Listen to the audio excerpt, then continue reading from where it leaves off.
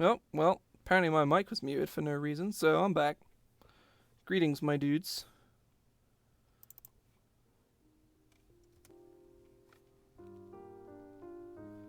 But, yes, well, welcome in.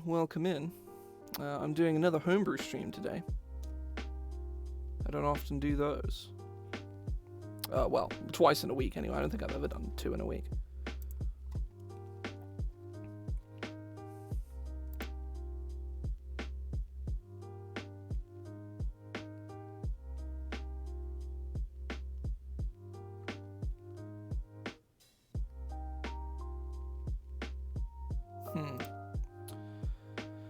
Yes, everybody is having a good evening. We're going to be looking at Monk again today. That is the plan. We're going to be stepping away from the core class, which we've mostly just sort of laid out stuff that we're going to keep and stuff we're going to shuffle around a bit, and then we're gonna move on and start designing the key powers and key passives, whose names are going to change at some point because these names are bad.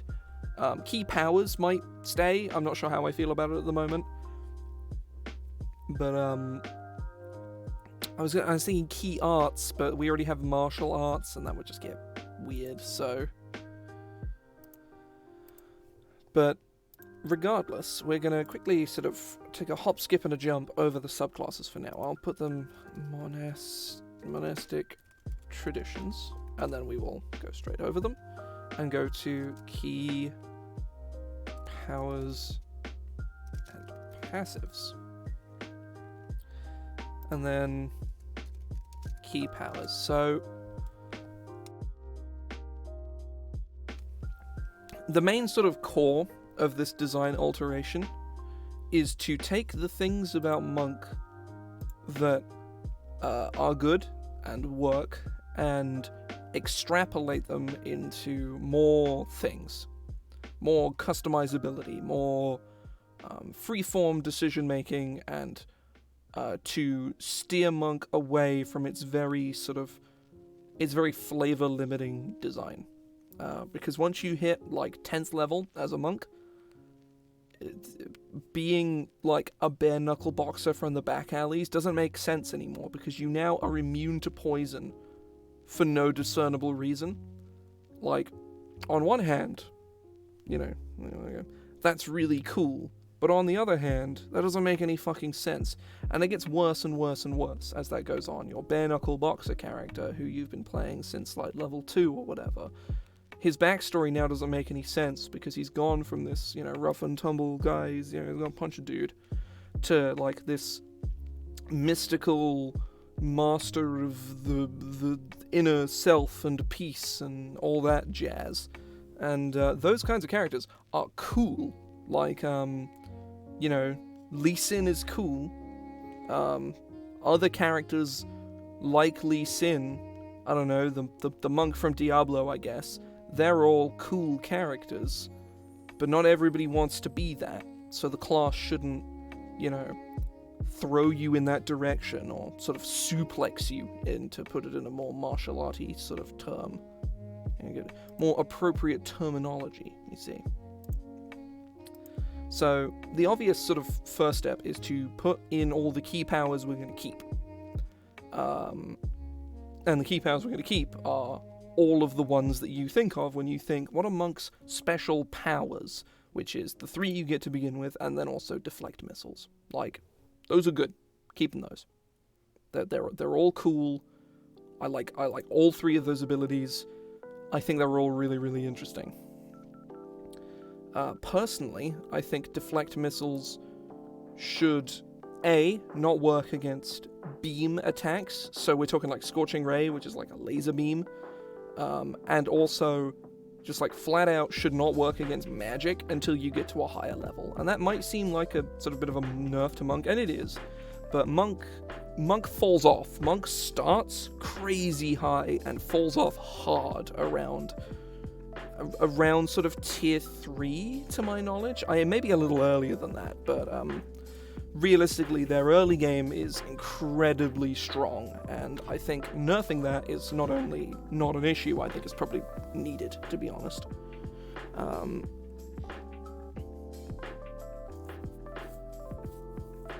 very itchy neck for some reason today. So we're going to add these bad boys in here.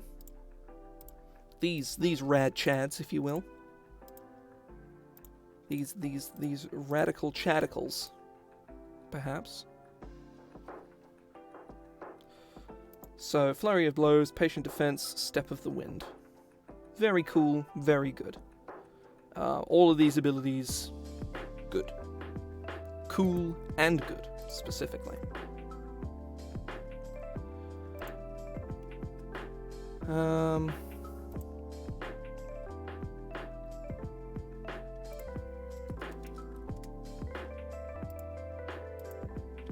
shit.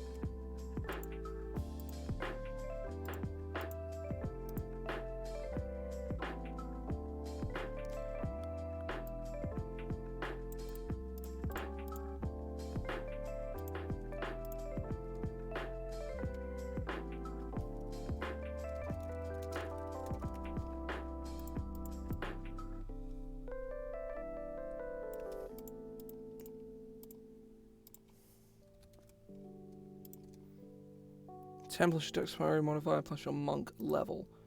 This reduction is nuts. Like, at all levels, this becomes insane. By a ranged... Oh, it is already. It is just ranged weapon attacks anyway. It doesn't even work. Oh, it's a higher... Okay, right. Right, okay. I misinterpreted the ability. You cannot use this on magic anyway. So... Actually, no, I think we're just going to leave it as it is. I don't think these should scale. So, you get your little whoosh move. You grab a guy's arrow or a bullet or a bowl or...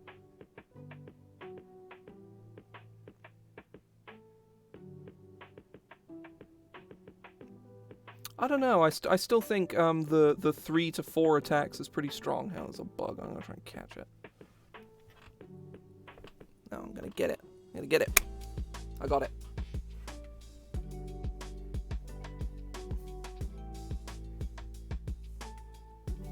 There, I got the bug. It's gone. It has been bested. Yeah, I think I would say monks are still pretty good tier 2.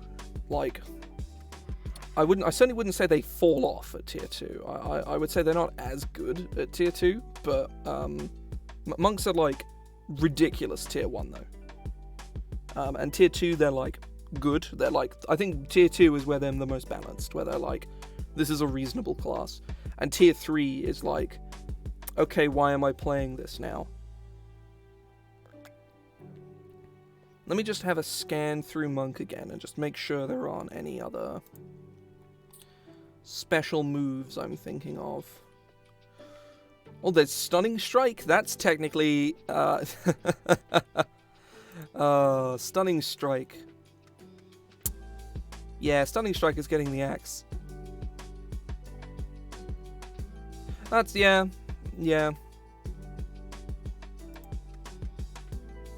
But, yeah, Stunning Strike is getting the proverbial axe. Not even the proverbial axe, it's just getting the regular axe. Just a regular old axe. It's just gonna die. It does not deserve life. It deserves only pain and death. Because fuck Stunning Strike. Just fuck Stunning Strike all the way up the ass. I hate Stunning Strike so much. It's awful.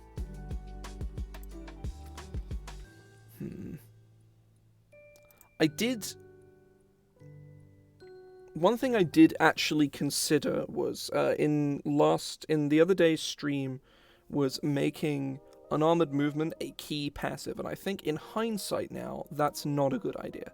Mostly just because Unarmored movement is, A, super core to Monk. It's super core to the class. Yeah, and I think the aim for this rework is making it so that monks, you don't need that as a justification. Monks are good, period. And I think adding some technical kind of, not necessarily, just adding some interactivity to Monk that kind of doesn't really have otherwise. some positioning, some battle strategy, some real like oomph that makes Monk way better. And hopefully we'll be able to do that.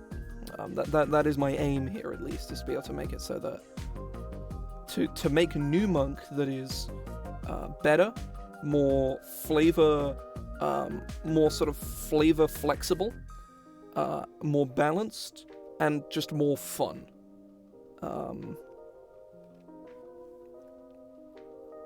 So I'm also, yeah, I was saying before that I sort of toyed with the idea of moving Unarmored movement to key passive, but I feel like it's too core to Monk, and having to choose it from a list of options might feel a little sort of just like something you don't really want.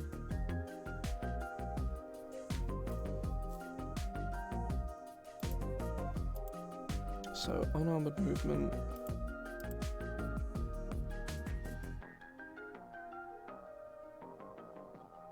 Unarmored movement is just going to basically be the same, because Unarmored movement in base is cool as hell.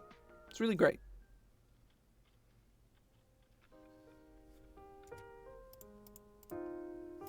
Except when I do that and I fuck it up. There we go.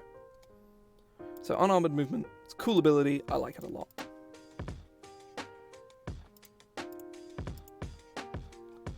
So Unarmored movement needs to go in here, I think. I might also... How does the Monk table... No, it does the other way around.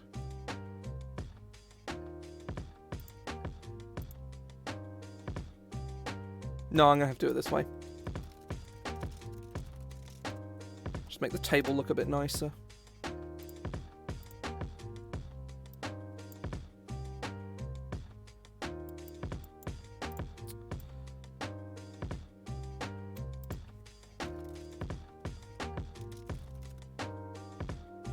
Oh, I don't like how squished this is becoming, but... Hang on.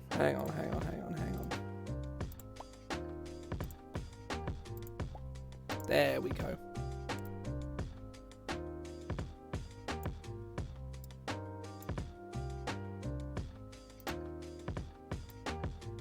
Don't mind me, just doing formatting. I know it's not the most riveting thing on the planet, but I will have a meltdown if I don't do it. So monks get plus 10 feet.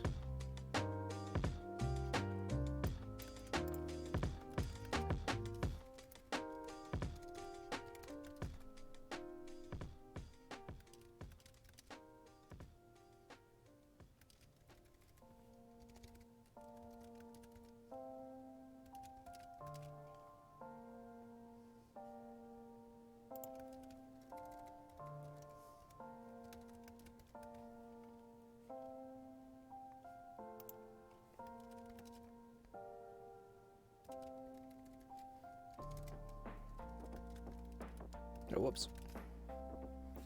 Now this scaling does kind of annoy me because it's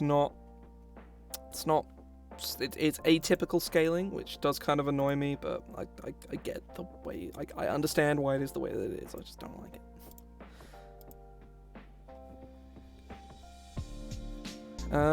Oh, and then we get improved unarmored movement. Do monks get anything else at 9th in base? No, they don't. I suppose in this version of Monk, you get a new key power and key passive, so... Yeah, actually this is... 9th level is pretty big for monks now, so that's good. Very nice. Very nice. And I think also that means that we can move the monastic tradition feature to 10th level, because at the moment, 10th level, you don't you get this, and that's it. You don't get anything else. So that's what we're going to do there. Things nice and tidy. 3rd, 6th, 10th, 17th. Could pull this to 15th, maybe, but that's a hard maybe there, because 17th is feeling very bloated at the moment, just because you get monastic tradition feature, your martial arts die caps out, 30 feet, key, you get a new power, you get your last power and your last passive, both at this level, which feels like a bit much, to be honest. It feels like a lot, but maybe that's a good thing. Maybe leveling up and being like, oh, holy shit, look at all this cool stuff I get. You know, the wizard is over here, he gets his 9th level spells, and you get this big old laundry list of cool shit. And I think that's, yeah, that could be fun. 17th level I feel like should probably be a huge level, so I think that's okay. But key powers, flurry of blows, so yeah, deflect missiles, patient defense, step with the wind, all completely unchanged because they're all good. They're all cool. They're great. I really, really like them. Really fantastic.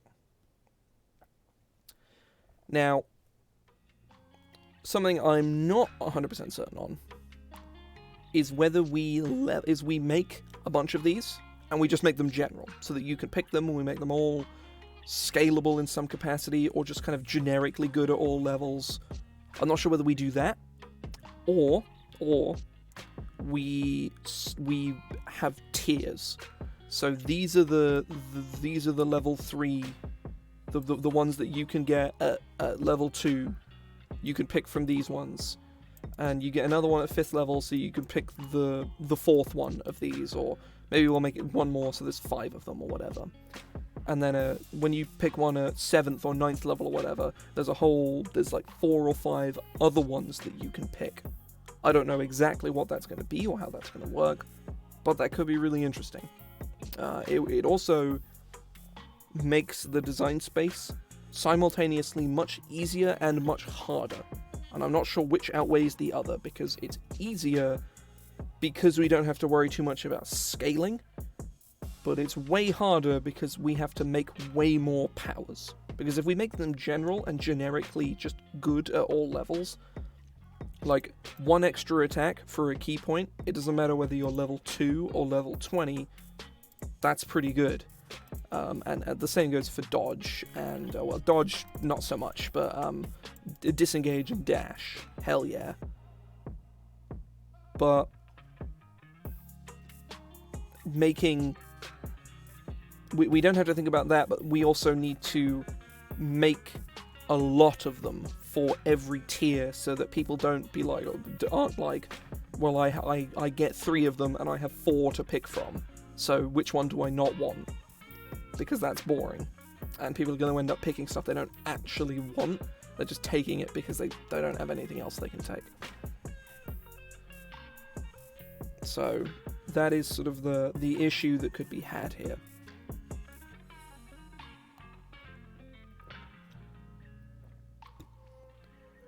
But I certainly want at least one more low-level key power, regardless of which one we end up doing. And I know myself and Joe, we were talking about this a few weeks ago. It was when I was playing Absolver, and I love Absolver. Absolver's a great game, and it's a core piece of inspiration for this new version of Monk, because in that game, you play a monk, and you are a monk, and you get to perfect your martial arts style over the course of that game. It's a little clunky, but it's really, really cool. I'm a big fan of Absolver's combat system, and I think it's fantastic. There are certain other aspects of the game that I think can fuck off and die, but namely its lock-on mechanic, or its pitiful excuse of one at least. But everything else about the game I think is really, really interesting, and I am a super big fan of.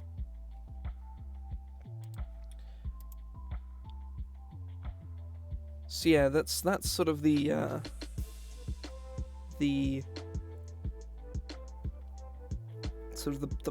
balancing act I'm looking at, sort of maintaining or existing within here, is trying to get sort of things that you can do that feel very martial artsy without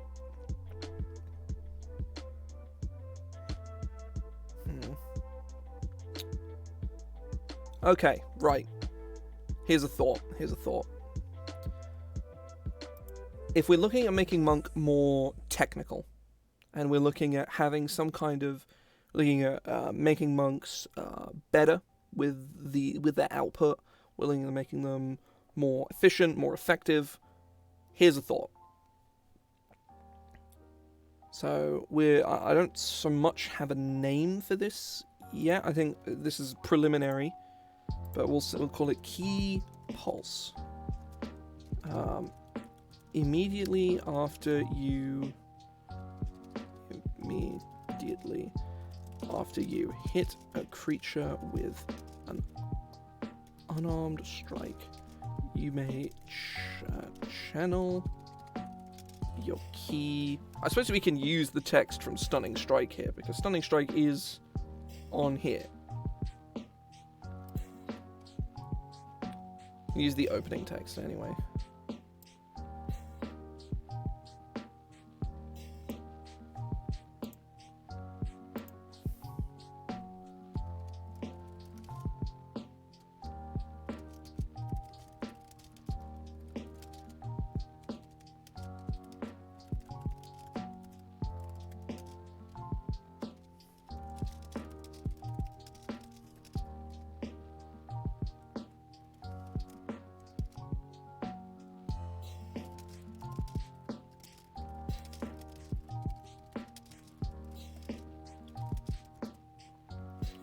Now I always must make a strength saving throw. On failure, a creature suffers additional force damage to your wisdom modifier plus half your monk level and be pushed back.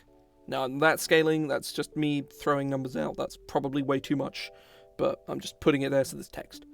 And be pushed back 15 feet. So you sort of punch somebody, you sort of do like the Oogway.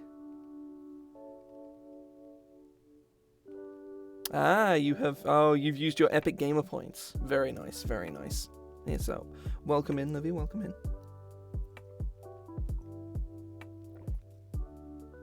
I think you get to keep it for like a couple days. I don't know what the time frame on that shit is, but you get to keep it for a little while. How much I know.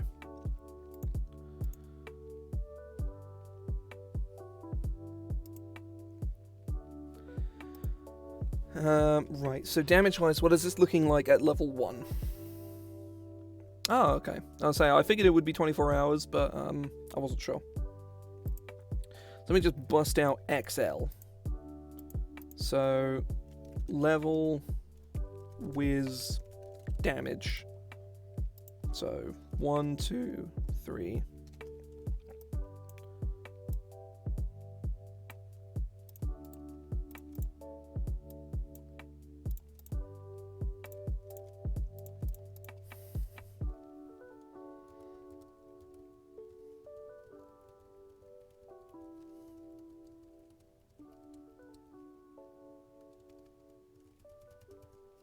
Now, assuming that, let's say the monk starts with an 18 dexterity and a 16 wisdom, say. Let's say that. And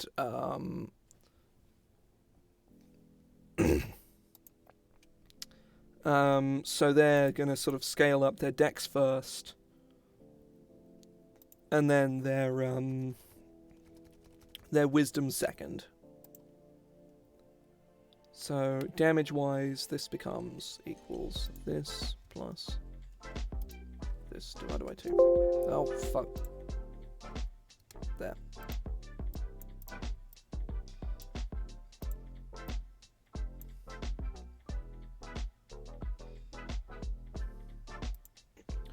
Now, it doesn't scale with crits, which is very important, because those kinds of effects, having them just usable on a dime is insane and should be avoided, like, at all costs, generally speaking.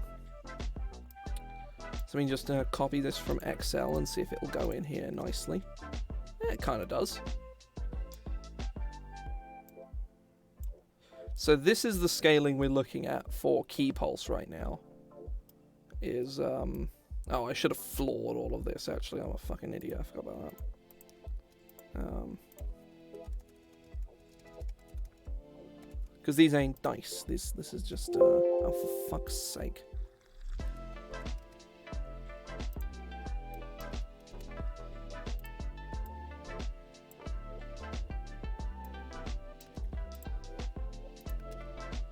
Oh, whoops. Here we go.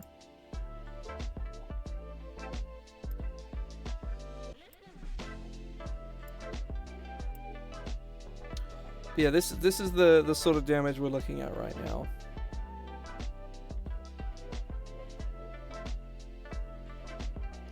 So you get this at level 2, and your attack does 4 additional damage, which is, generally speaking, if you have especially good stats, we're looking at 5. Or if you, for whatever reason, focused Wiz, maybe 6. Which isn't comparable to Flurry of Blows, where you're going to be punching somebody for 1d4 plus 4, say, which is an average of like 6.5 damage on average. But you also get to, oh, and is pushed back 5 feet. A successful save halves the damage, and the target is not pushed away. So, let me just quickly experiment with equal to your monk level and just see how crazy that gets, because I'm pretty sure it's going to get real weird. Yeah, 20th level, 1 key point for 25 damage for free is absolutely fucking insane. So, yeah, that's a no. And interacting with your wisdom modifier in too much of a weird way is going to be off-putting for people. So,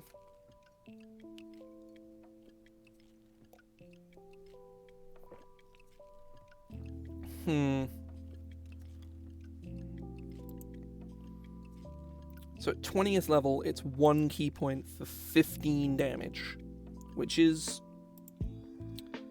nothing to sneeze at. Like, it's not like one. Wait, hang on. Let's have a look at our scaling actually. Yeah, you have 10 key. See, this feels kind of like a predictable play pattern as well. Because we're going to be getting monks with Flurry of Blows and Key Pulse. And they're going to run up to a guy. Right? They're going to run up to him. They're going to punch him. They're going to run up to a guy who is next to a wall. And they're going to punch him once.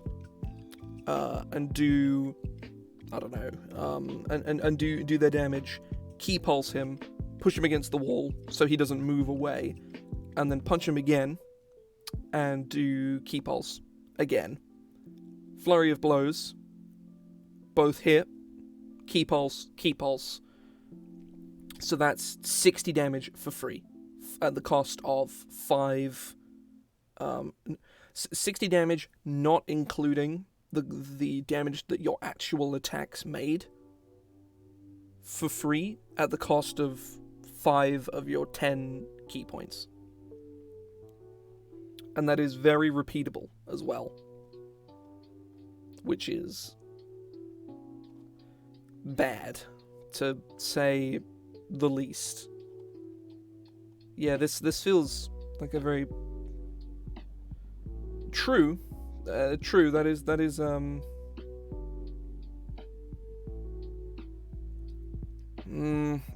don't think it's the key so much the issue.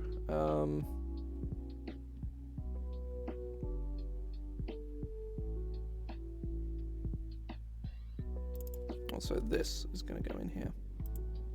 Because you have lots of ways to regain your key.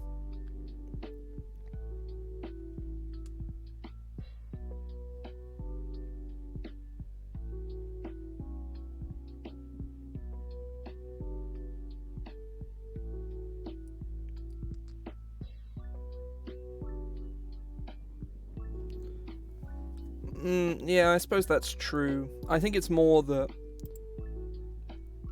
like, that play pattern is very repeatable at 10th level, though.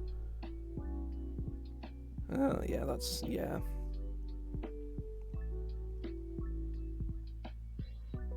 Maybe. Because I don't like that you just slap a guy and do damage to him.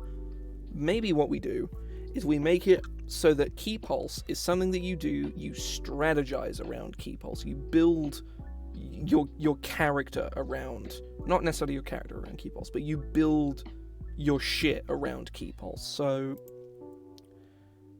talking about succeeding on a strength saving throw on a failure.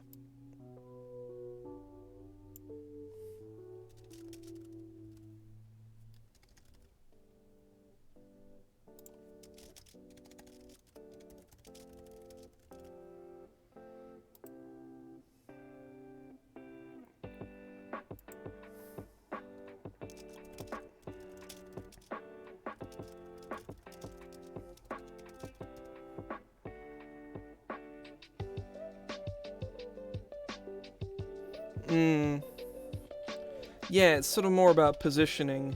I think what I'm trying to do here is make it so that you want it to be about repositioning. You want it to be about fucking people over. You want it to be some crazy shit.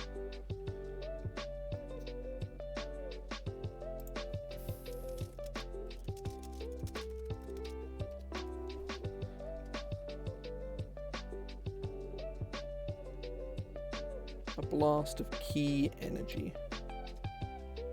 Thomas, I'll be pushed back 15 feet away from you.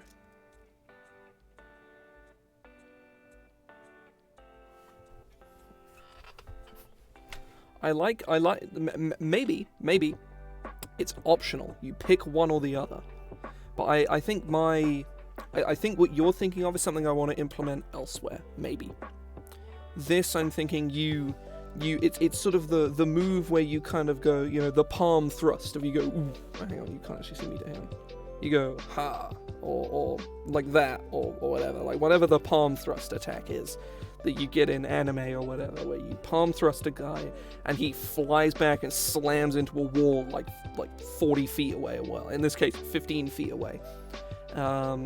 You sort of rewarding for positioning your enemies in potentially in places they don't want to be, and also, okay, right, the target must, here we go. The target is pushed back 15 feet away from you. If the target collides with a solid object, it must succeed on a strength saving. No, it must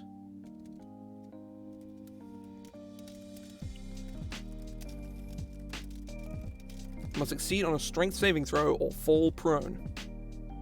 So you go, hang on, you can't see me doing the thing, just you do that, and then they whoosh across the room, slam into a pillar, and just kind of collapse on the floor because you've done a cool move. I was gonna get to that.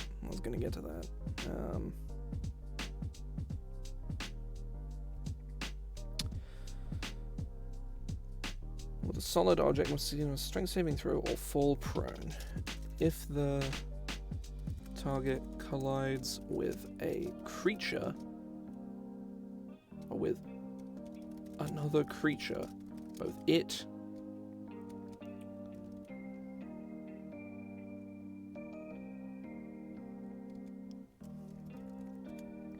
collides with another creature, if that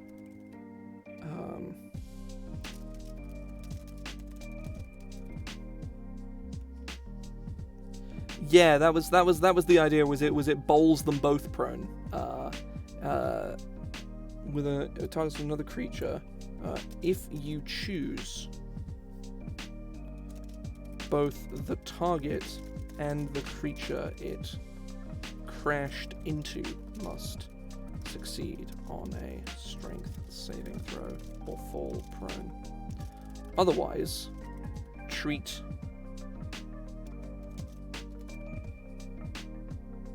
Yeah, that makes sense.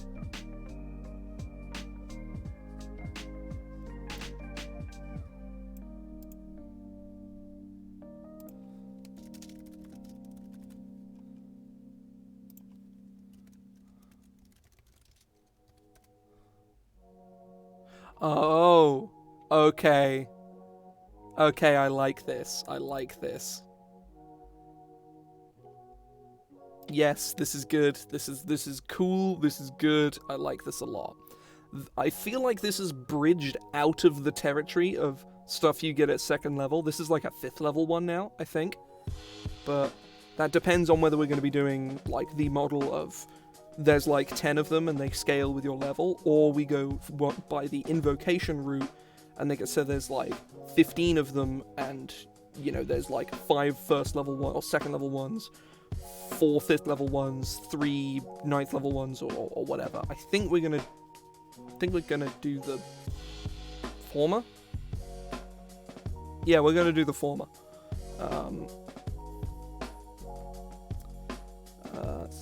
It must.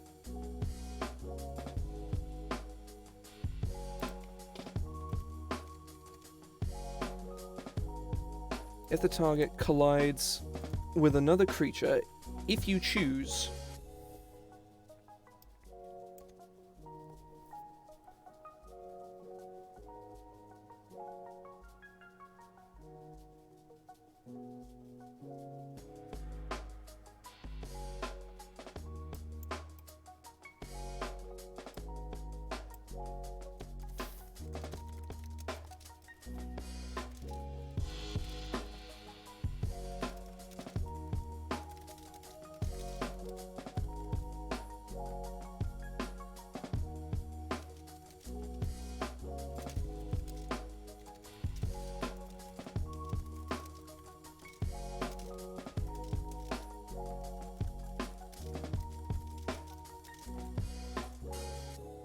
this is cool.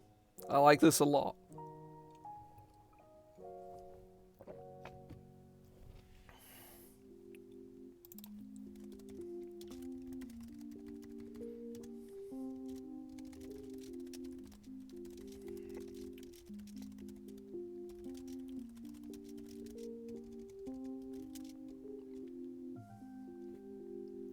Actually, no. It should require the monk to do some careful planning and be like, right, don't get in my way, I'm going to do a special, I'm going to get a strike. Huge or larger creatures gain advantage on strength saving throws made against this feature. Small or smaller creatures gain advantage on dexterity saving throws made against this feature. That seems like a big nerf. I'm not sure about that. Certainly the huge thing, that makes sense. Like you know, punch the Tarrasque into a wall. Like the Tarrasque is probably not gonna care. So then again, the Tarrasque is probably not gonna fail the save anyway because it has like plus 10 strength or whatever, but yeah, I'm going to cut this thing here. Or maybe just tiny creatures. Because that makes sense. Like, a fairy or a chicken is like, you know, I mean, that's like a creature this big and a creature this big. But, like, even so, punching a dude at, like, a fairy, the fairy goes, okay, and then just flies out of the way. That is not too major of a nerf. Generally speaking, you don't fight tiny creatures anyway. There's very few creatures that are tiny and also worthy adversaries. Like I'm thinking like really low levels, you're thinking like pixies and sprites. But at higher levels, hang on, I will go look at all of the monsters and just make sure that I'm not pulling this out of my ass. Bestiary. Where's the old bestiary? Filter.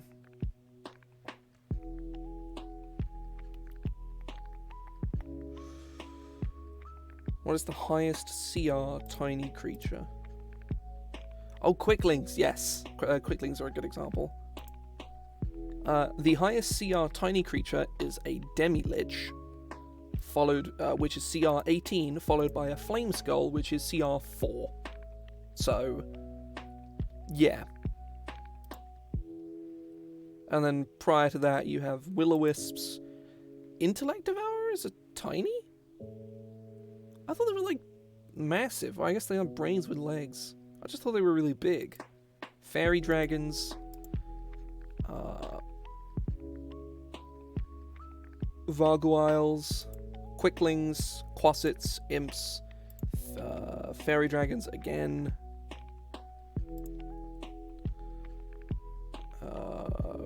Raptors. Gazers.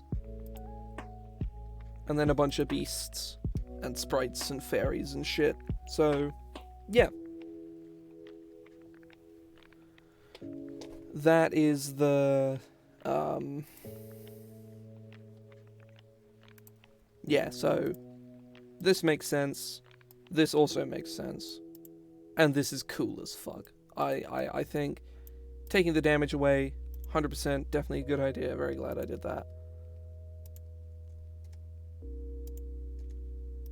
And now we have a really cool ability that has magical themings and flavorings, but also you could just say, like, you could flavor this as a boxing thing or like a MMA bro thing, and just make it so that you do like a cartwheel kick off of somebody and push them away from you, and they like stagger backwards from the sheer, you know, you like drop kick them or whatever. You I don't know.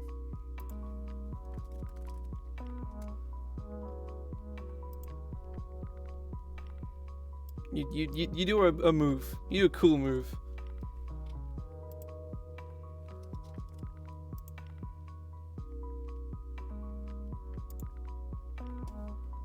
Okay. Ugh. Also, time-wise, I'm probably going to stop at 9-ish tonight. Not sure exactly how long I'm going to go, but that's probably the... That's generally going to be the distance.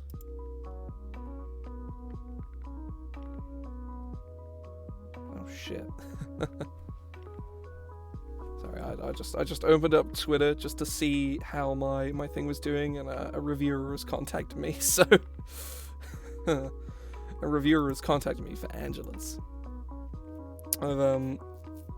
It's exciting. I will message Seb back later on. I've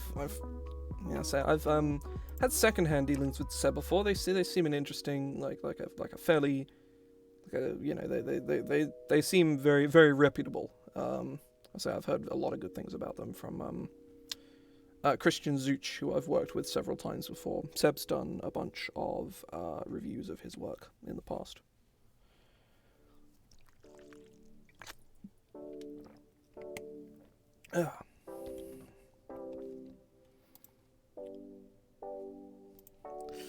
So yeah, that's exciting.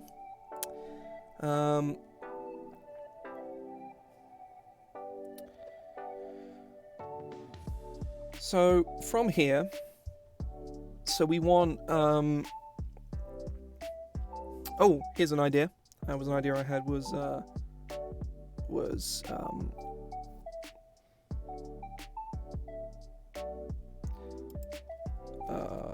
now I'm gonna steal the name of a magic card here. Whirlwind Denial. I'm probably gonna change this to something else at some point, or maybe just like denying Whirlwind. I don't know, whatever. It doesn't really matter. As a bonus action on your turn, you may exude.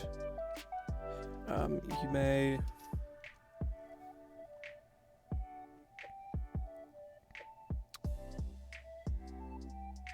No, this doesn't work because you could just do a key pulse in a big area around you, so no. Other abilities. Does anyone have any suggestions? We've got obviously generic deflect missiles. I am going to be bringing in I'm gonna have to find the person who initially came up with this idea to credit them, because I don't remember who the person was that came up with it.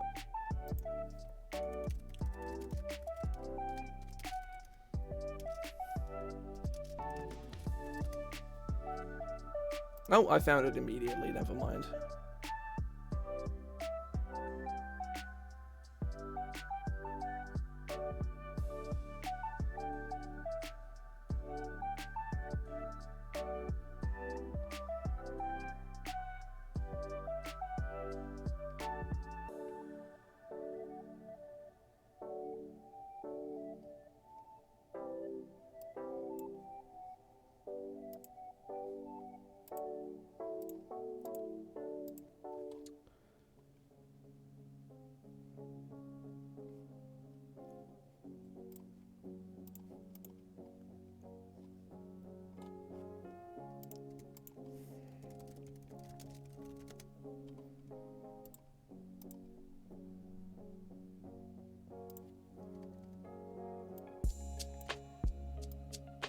Let's just credit the individual whose idea this is, because I love this. I love this so much. I use this in my base monk as a replacement to Stunning Strike, because Stunning Strike is just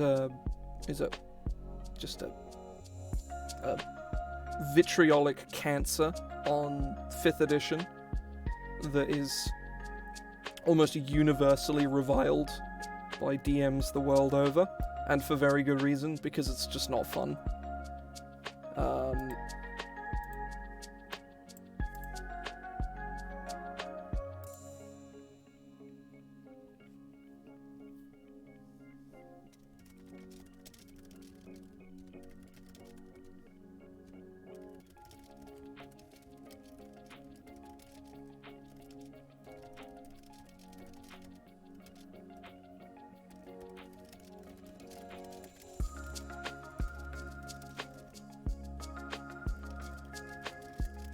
Attack roll against one of the target's ability scores instead of its AC.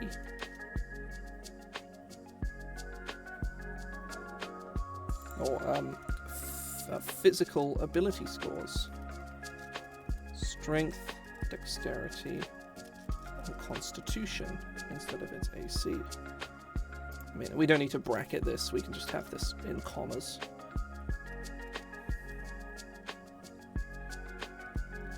On a hit, the target suffers the attack's normal effects and is subject to an effect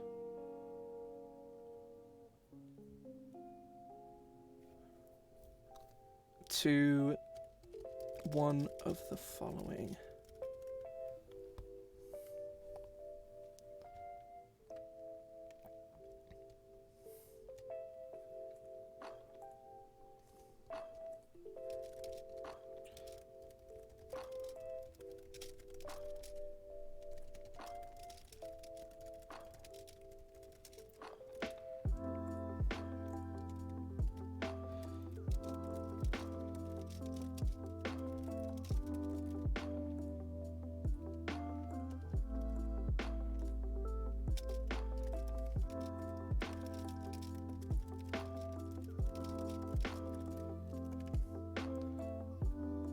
Okay. So obviously this conceptually is cool as hell. The features are maybe a little strong. So strength.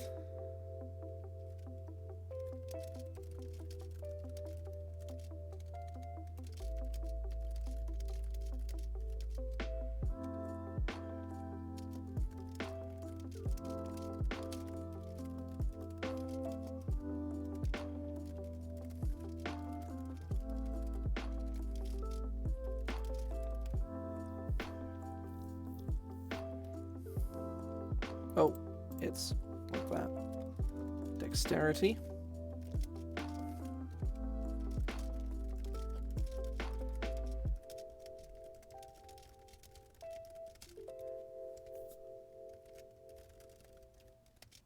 Oh, whoops.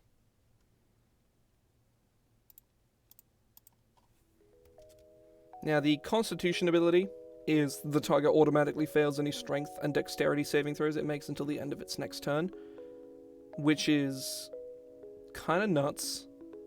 But I do understand that what they're doing here is making a lesser version of Stunning Strike. So I'm not sure how I feel about it, but I'll put it in for now.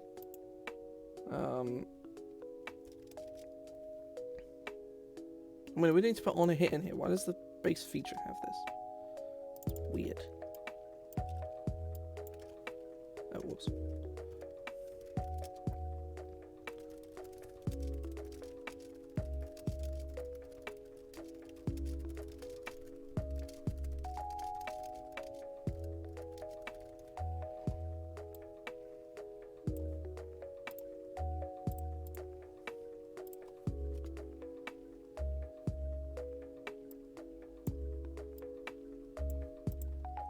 Oh, shit. There. Now, people are welcome to give their feedback on this. I love this feature conceptually, but I'm not sure how I feel about its effects because it is very strong. However, admittedly, the strength one is... admittedly, there are a lot of creatures that are dex creatures that get their attacks from their dex. For example, you can fuck on quicklings real bad with this. But again, it is a fairly substantial key point investment to do this multiple times. So...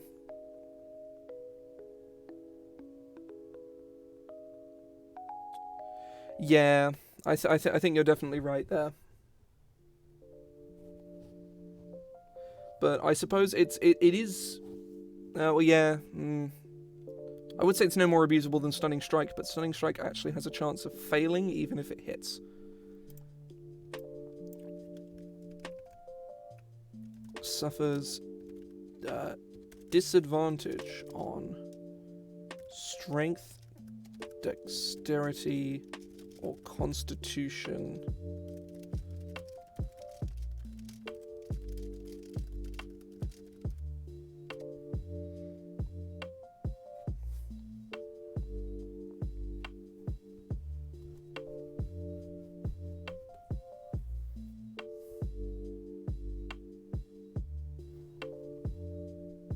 Oh, God.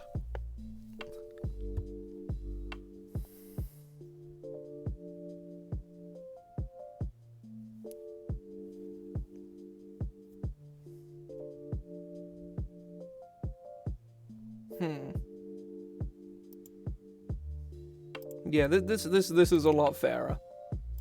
It's a disadvantage on a bunch of saves, which is still fairly substantial. It's not quite as debilitating as these two can be, which I think kind of sucks, but at the same time, disadvantage on 3 different types of saves. That's pretty good.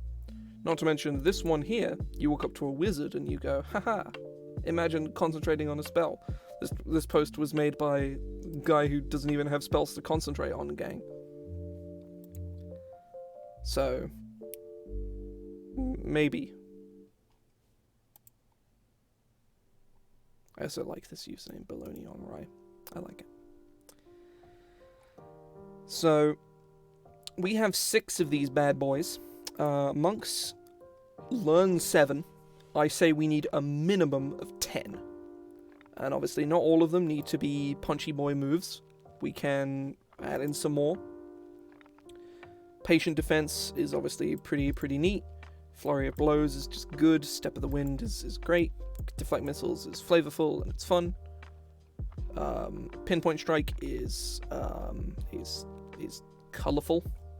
There's a lot of flavor there. Again, you do the Master Oogway, punch him in X different places.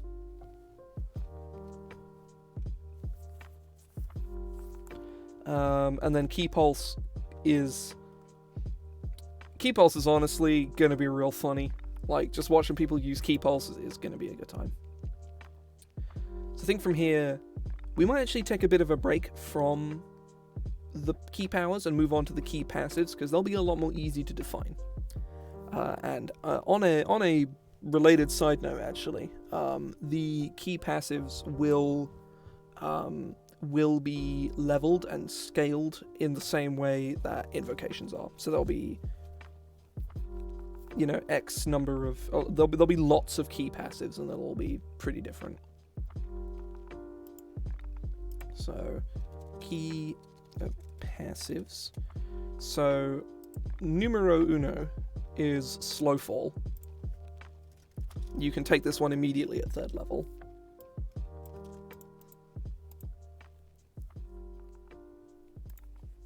Just bam, like that goes straight on there.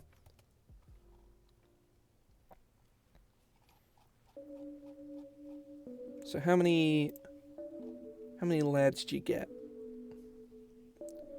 You get 2 key passives.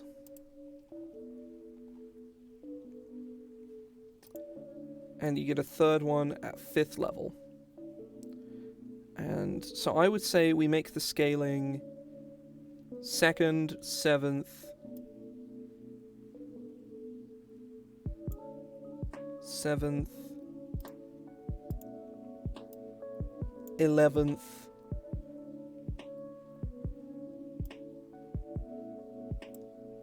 15th,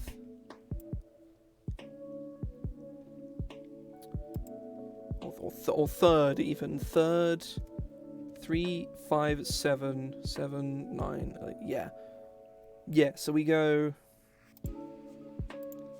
So we split them into 3rd level, 7th level, 11th... Oh, shit. Oh.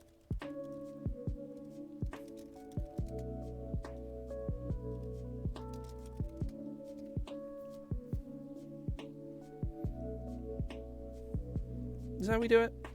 Scale them up like that? Yeah. Yeah, that is how we do it. Yeah.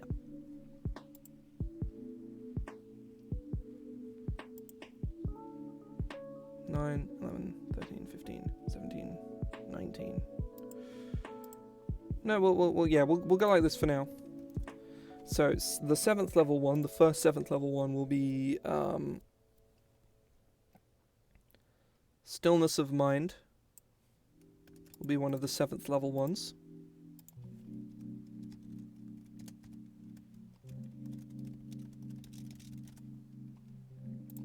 One of the 11th level ones will be Purity of Body.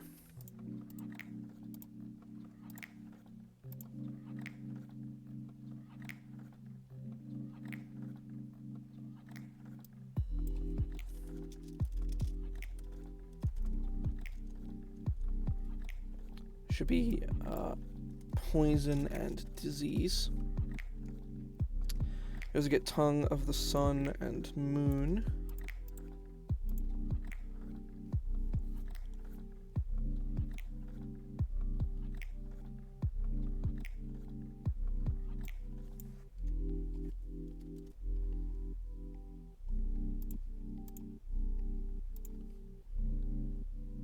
Timeless Body. That's cool.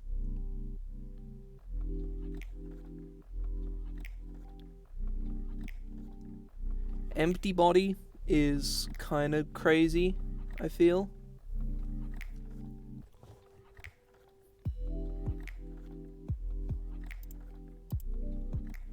Empty Body, we're going to ignore the astral projection shit.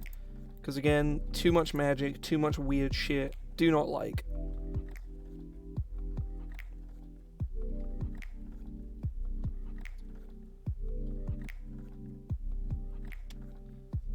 No, Empty Body is not a key passive at all. It's not an ongoing effect. So this is sort of our starter, kind of sort of taster of how these key passives work.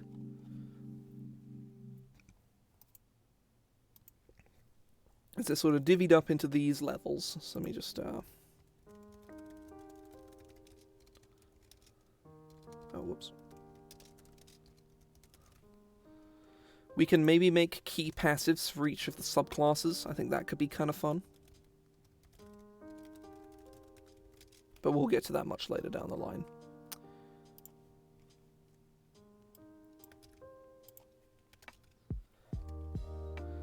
But we get some starters. We get some interesting starters, and I'm quite liking the way this is looking at the moment. When you fall, to reduce any falling damage, you would...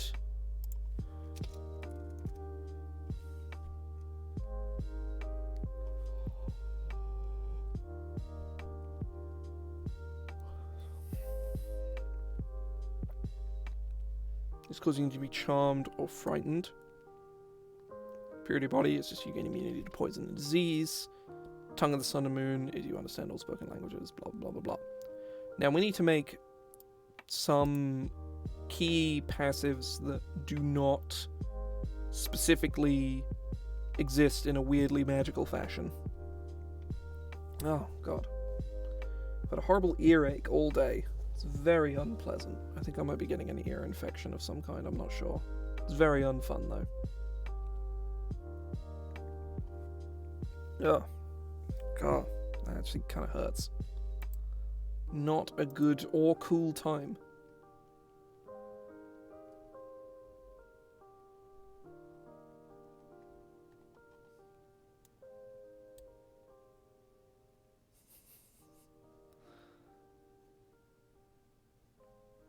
Okay.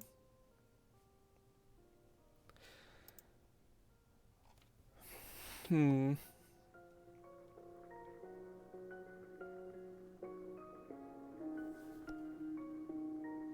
not sure how I should approach this, or what steps to be taking. I'll have a look at some of the other things I have touched on with Monk in my own time.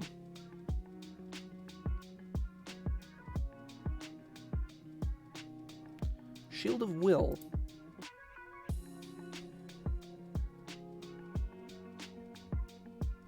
Okay. Oh, whoops. Oh, no. Stop it.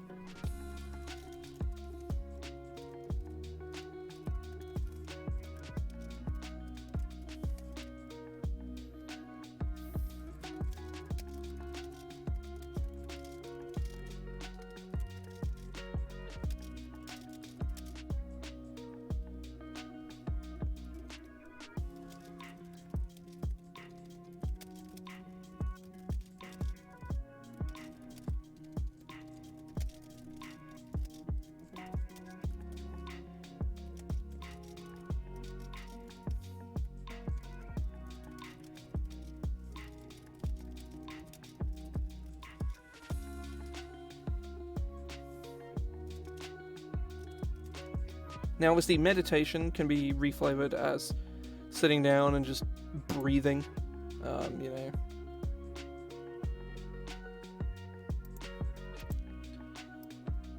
But, yeah, you get a bit of tank. Monks kind of suffer from, you know, always just getting fucking murdered, so... Because you have AC, you have great AC, but, like, no fucking hit points, so somebody... bonks you, you just cease to be immediately.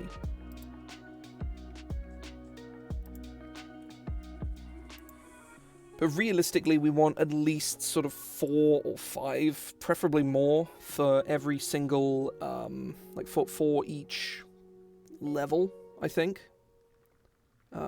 So...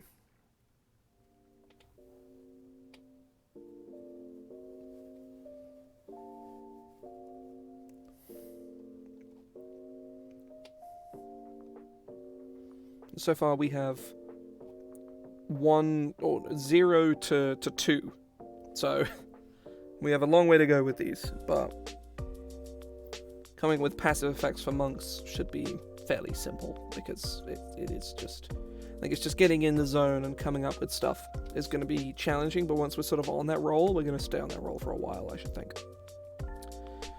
So, third level, we're looking at slow fall, we're looking at effects that are sort of ongoing, minor things that are overtly useful and have a clear, defined purpose, but are not necessarily particularly powerful, they're just useful. So, basically being immune to fall damage is niche but pretty good. So slow fall is cool. Maybe being able to...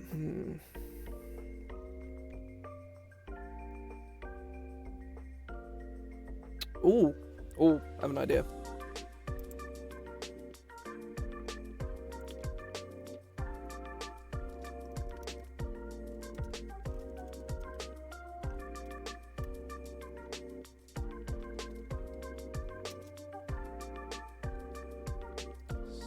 We'll just call it slip for now, because I'm thinking like a boxing slip, where you whoosh somebody's attack.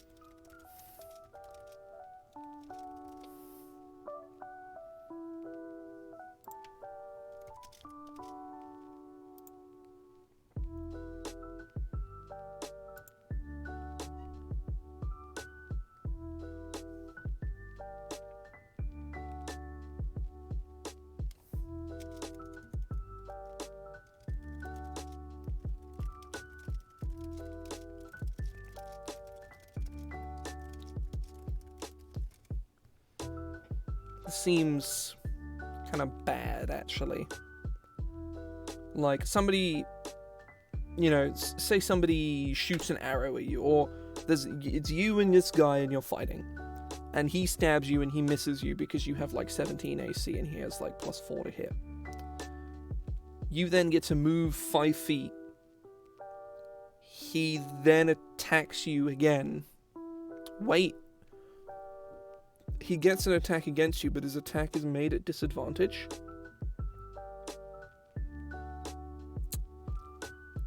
And if he misses you again, you get to move an additional 5 feet. No, we're keeping this. This is really cool.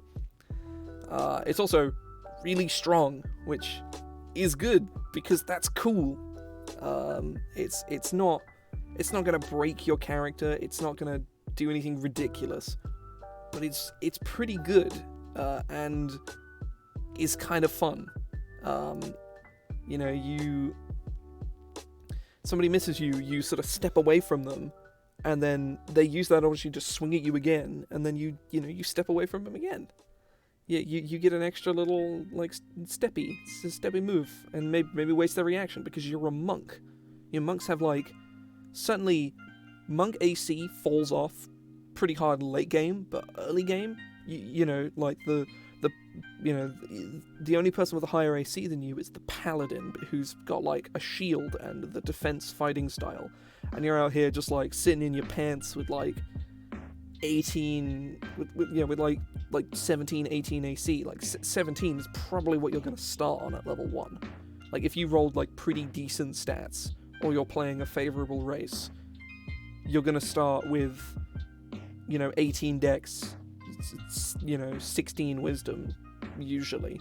If you're playing, if you're playing an elf, like a wood elf or something, or you rolled good stats, or if you played a human and you rolled good stats, or if you just rolled good stats, like that's kind of the thing with unarmored defense classes, is it's just like, you're always going to have a good AC. You're never going to be caught out and have a shit AC. Your AC is always going to be really fucking good. And that's just, that's just kind of how it is. So, the slip, they slash at you, and you step out of the way, and then they slash at you again, and maybe they hit you this time, but they probably don't. They probably don't hit you, because they have disadvantage, and you're amongst your AC is like crazy high, and so you whoosh again, and I probably was very shrill. I shouldn't have done that. My apologies. Oh no, apparently it didn't. I don't think. I'm not sure. Oh well, we'll see.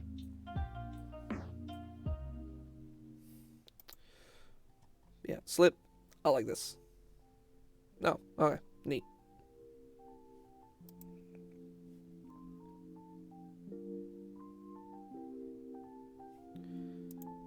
And I need some third level ones because I'm really happy with slip. I think it's really cool. The name is gonna change because it's really bad. But so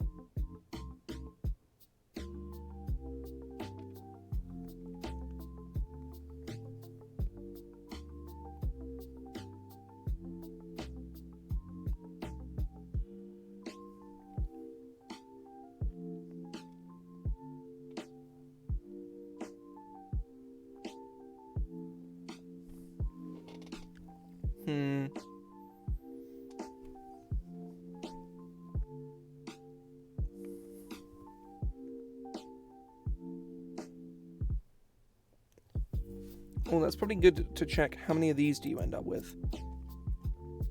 Ooh, a lot. Like, a lot, actually. You're like 9 of them. That is actually quite a lot. Monk is already quite a loaded class, so... giving them this many might be a mistake. I'm not sure, it might be fine, but I think maybe going 1, 1, 2, 2, 3, 3, 3, 4, 4, 5, 5, 6, 6, 7, 7, 8, 8, 8, 8. Or maybe there's like 3 15th level ones and you get to pick like one of them or something, I don't know.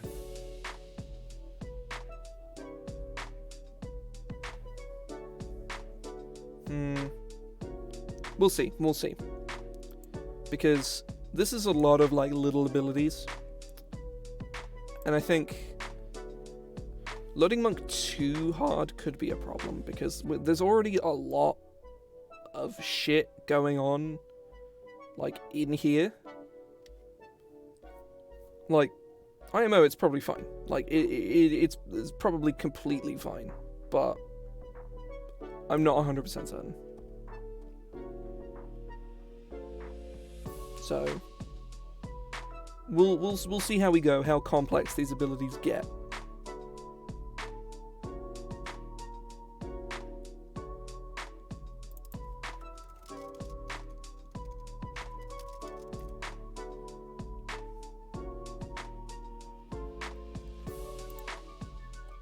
So a lot of them are going to be very simple, like Slowfall, where it's like a very niche ability that's not going to show up all that much. But some of them might end up being really big things. Actually, no, I think Slip is the most complicated one we've done so far. I think the rest of them... Shield of Will is certainly the most memory-intensive one, where it's like you have to remember that you have it after every long rest. But that might literally just not fucking matter, so who knows. Oh, God. Yeah, I think I might have an ear infection. Because, ow, that is quite painful.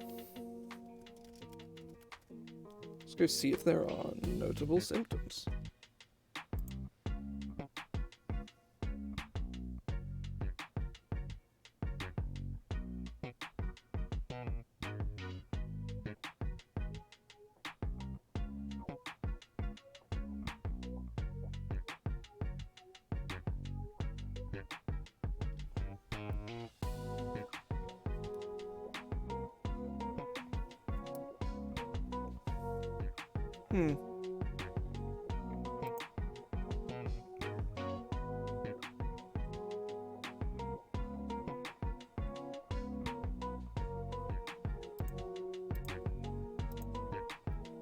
It might be fine.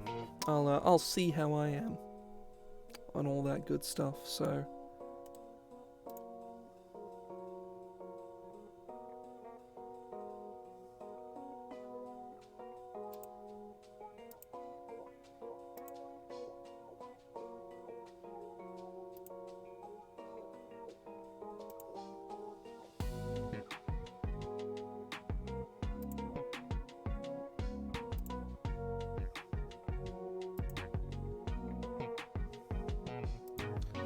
Okay, right.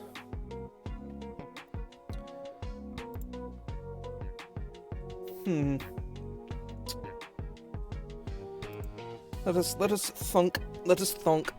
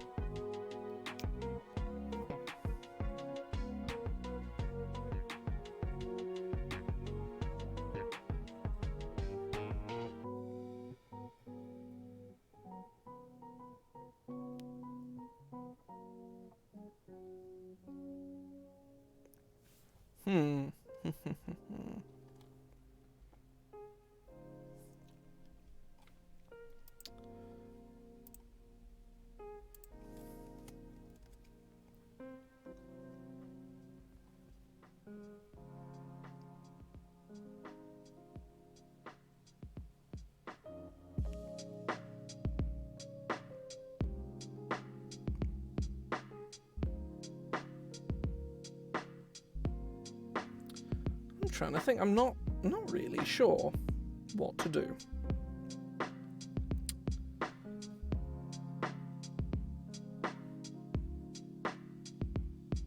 I think I'm in sort of the wrong realm of ideas at the moment. If anybody has anything, do please share, because I'm not 100% sure where to take this at the moment. I'm a little stumped for ideas.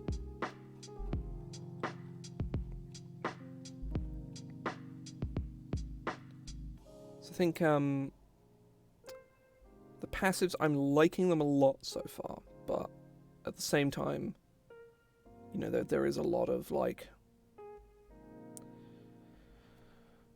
I think it's I don't want to just be cramming stuff in or filling, like just trying to fill gaps. I want to come up with like interesting stuff. You know, they don't all have to be like 10 out of 10 mega ultra flavor, you know, best feature in the game, but they all have to be like at least good or interesting in some capacity, even if they're just sort of, you know, you look at that and go, oh, that looks vaguely interesting.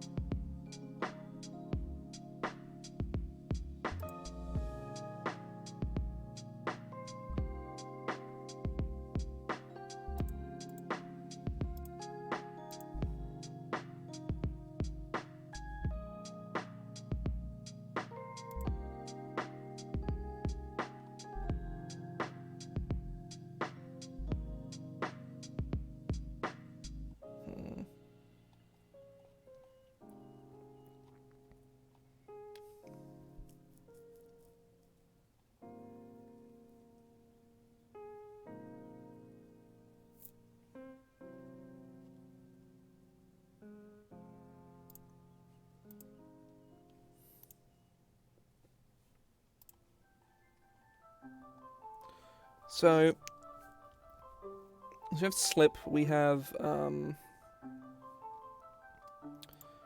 obviously slow fall is kind of minor.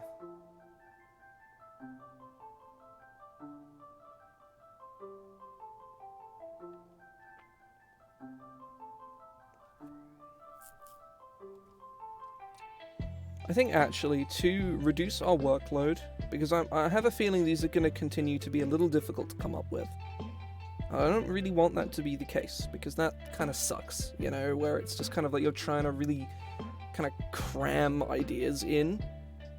And I may decide to change this, but I'm going to do this for now. I'm going to shuffle this over here, and these here, and here. So key passives, you get them at 5th level, and mind focus at 3rd.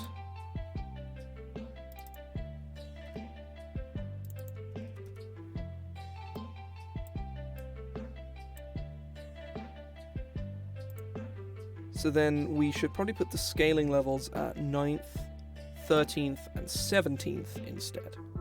So there's only 3 now.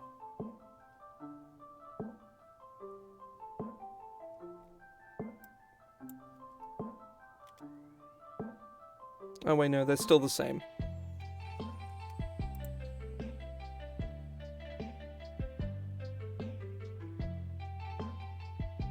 I suppose the 17th level ones are going to be, like, purposefully, like, there's going to be, like, 4 of them or something, so...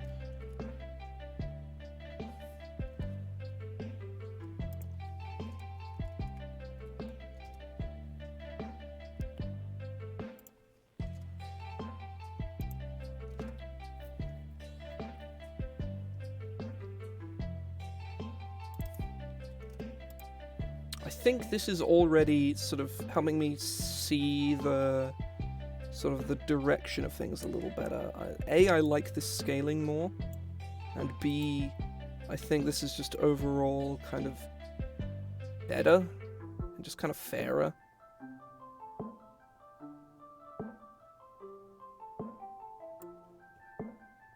Yeah, I'm preferring this so far.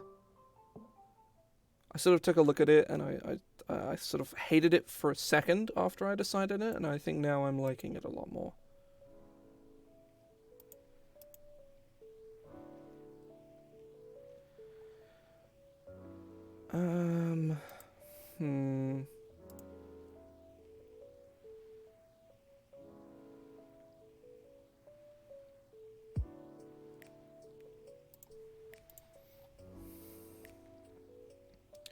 So, slow fall, slip, could slip be 5th level now? Honestly, I think it probably could. Yeah, I'm gonna move this here. SLI, doing the alphabet for a second there. So, stillness of mind is... I think this can also come down to here.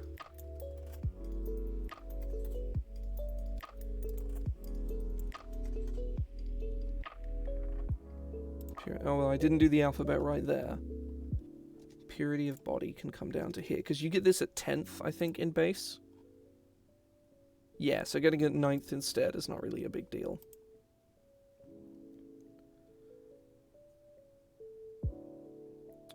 Yeah, I think this is... Yeah, I much prefer this scaling. This is much better.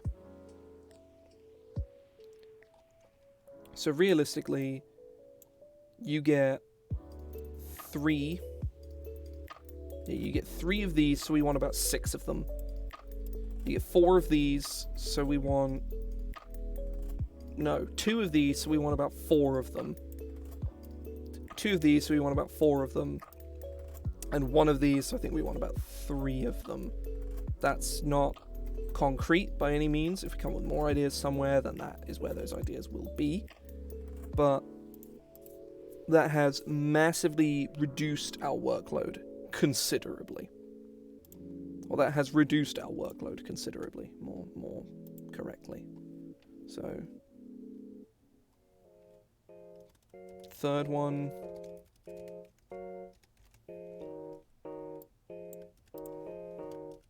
4th one, 5th one, 6th one.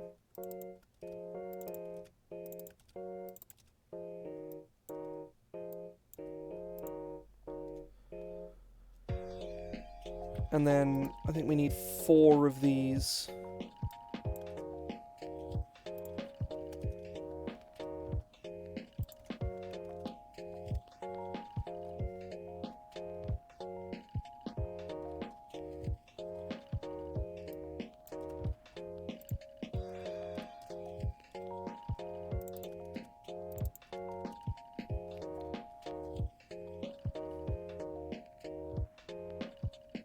So that has, like, codified our workload quite nicely. 1, 2, 3, 4, 5, 6. And these ones, since you get 7 of them, I want about 10. So... there's 6 of them at the moment, so we need 4 more, so...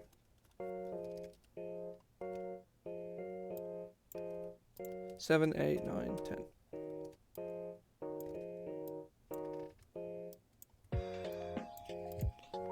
Strong start so far, strong start.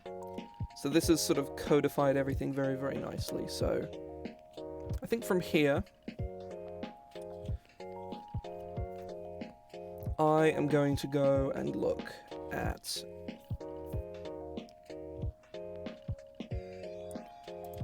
Ooh, that is something. I hate Way of the Open Hand. Because Way of the Open Hand feels like a nothing subclass. It has no flavor, it has no theme, it has no focus. It has nothing. And I think all of these abilities would be infinitely more interesting pulled away and put as key passives and key powers. 100% feel very strongly about this right now. So Tranquility, that is a key passive right there. That is a, I think a 13th, maybe a 9th level key passive. 9th, I'd say 9th level because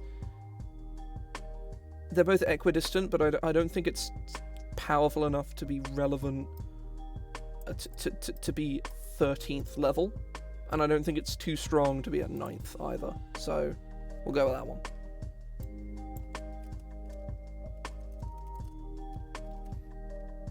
Apparently I can't spell Tranquility, so it seems.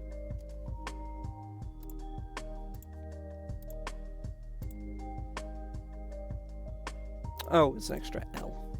Okay, that's not so bad. I thought I'd done something really stupid, but no, I just missed an L. That's much less dumb than I expected.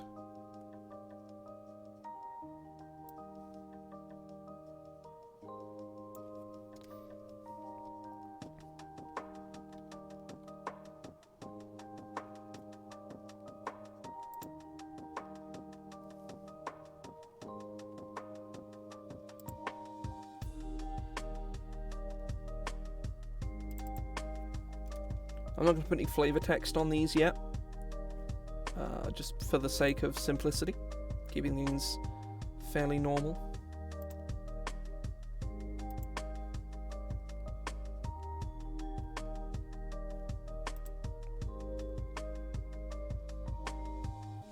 And wholeness of body.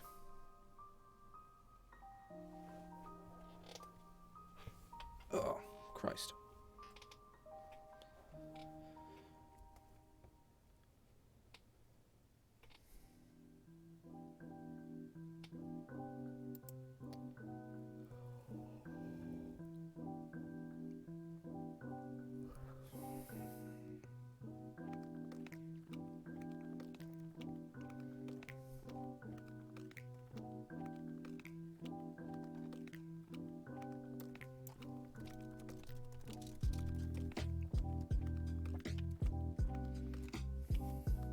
Now that's a key power right there. That's 100% a key power.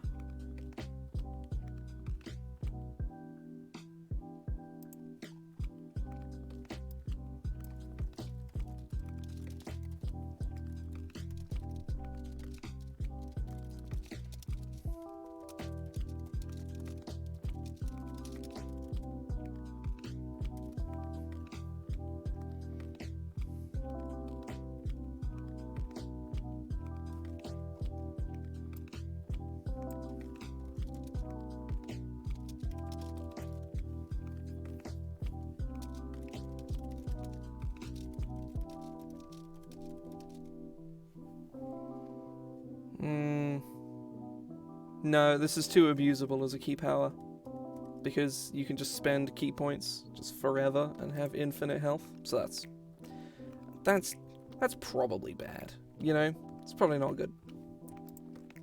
So I'm gonna slap this bad boy in here somewhere. Probably at 3rd, to be fair.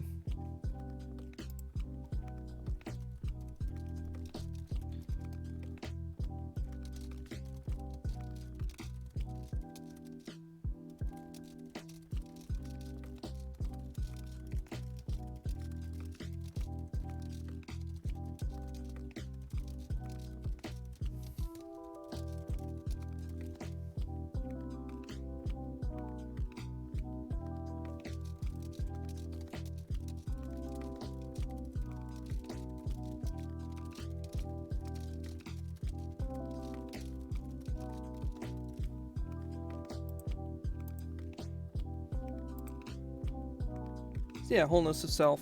You just go, and then you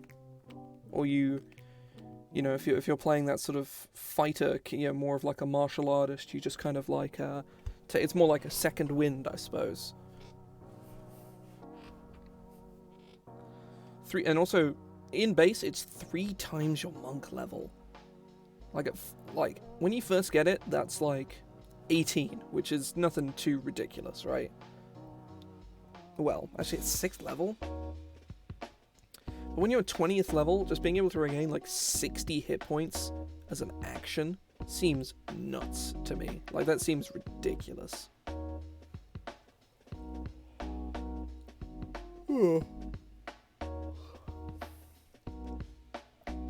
But I don't know.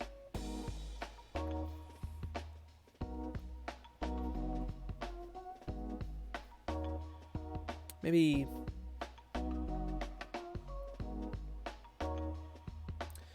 8 plus twice your monk level, or like 6 plus twice your monk level. So when you get this at like 5th level, yeah, you get 10 plus twice your monk. So you get like 20 hit points for an action once per day.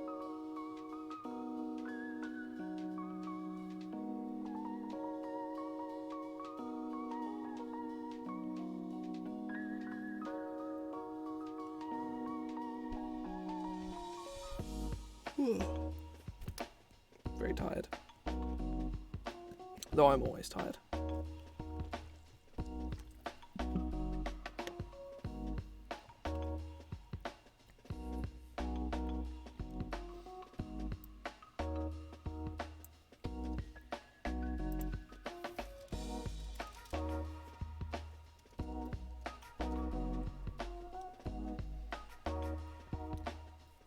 So 3 times your monk level at level 5 is 15, whereas this gives you 20. Oh shit, no, it's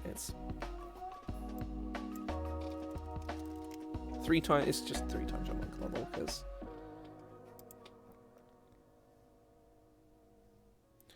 I just don't want this to be a must take, because using this in battle is just going to be really boring. So, like, in theory, it could be a bonus action to regain some hit points, but then it's just second wind, so, like, what's the point?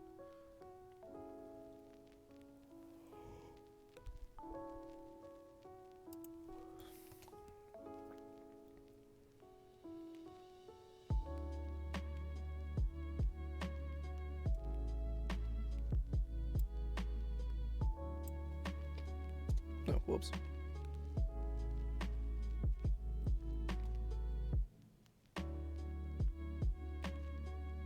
So we need 1 more 9th level 1, 2 more 13th level 1s, and all of the 17th level 1s. And I think, in theory, the 17th level 1 could actually be empty body. No, it's too much for power. It's too much of an ability.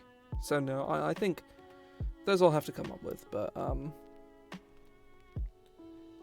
I like the trajectory of this so far. I think it could... I think it's a little rough around the edges in places, but I think with time this could be refined into something really, really cool. Certainly more engaging and exciting than Base Monk, which is IMO. Neither of those things. It's pretty bad, to be quite honest with you. Oh, speaking of cool, I just came up with a key power. So,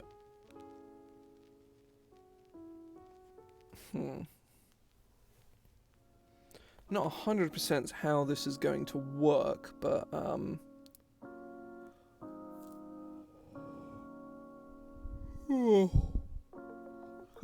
so tired.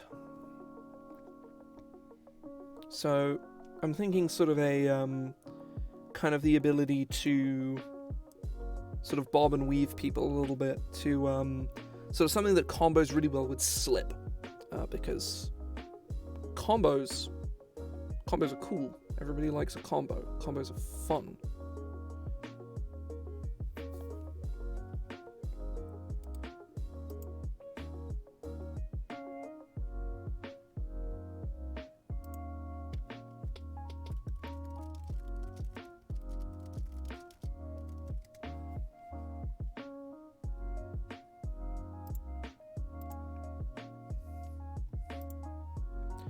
trying to think of. I'm not sure what to call it, but like, let's just put a question mark and just call it.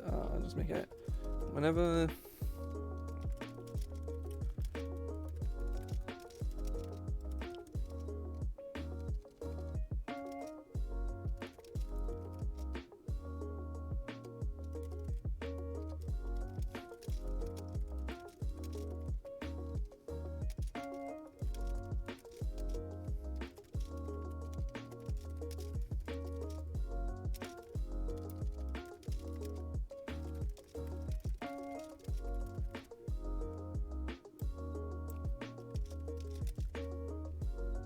Hits you with an attack roll, you use a reaction to make one unarmed strike against that creature. Oh, use your reaction and expend 1 key point to make 1.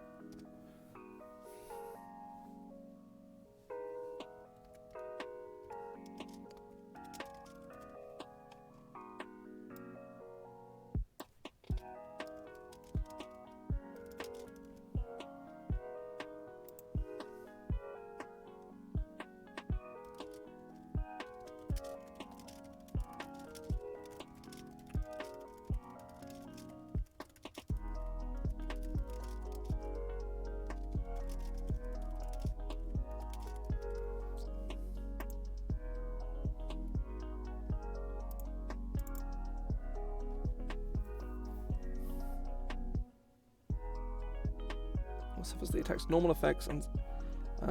attack's normal effects and disadvantage on the triggered attack roll.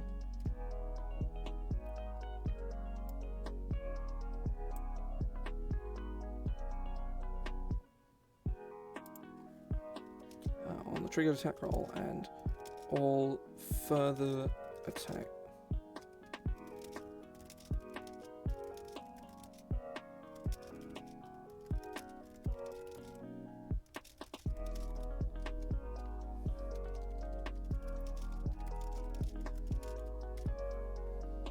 I'm not sure what this would be called is the issue. So it's some guy comes up to you and goes to punch you, or some guy gets in between you and someone else and goes to punch one of your friends. Generally speaking, though, you're going to be using it to protect yourself. You know, the dragon comes up to you or whatever and goes to slash you, but instead you sort of like do a cartwheel kick and you do a cartwheel kick and hit him square in the jaw, so his teeth sort of crack up. He cracks a tooth, and he's like, "Ow." And then he sort of flails at you very ineffectively for the rest of the round. But he is still a dragon, so he probably still hits you and does a fuckload of damage. What would this be called? Staggering... flowing...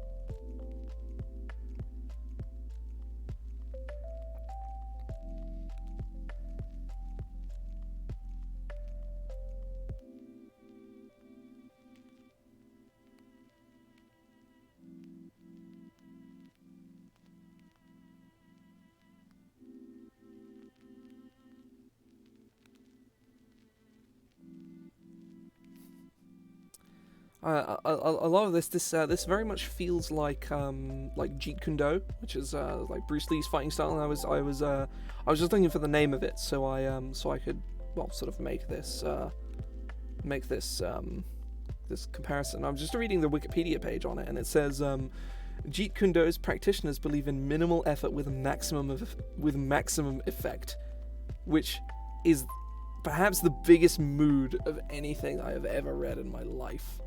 Minimal effort with maximum effect. Those are words I live by. This is a mantra I strive to uphold with all of my earthly being. That's powerful, right? Yeah, this feels very. We could just call it hang on. intercepting fist to sort of because Jeet Kune Do is called Way of the Intercepting Fist, or let me just make sure that I quoted that correctly. Yes, Way of the Intercepting Fist. So just calling it Intercepting Fist sort of really hammers home that sort of that kind of Bruce Lee inspiration, and who better to be inspired by than Bruce Lee when you're thinking about punching dudes.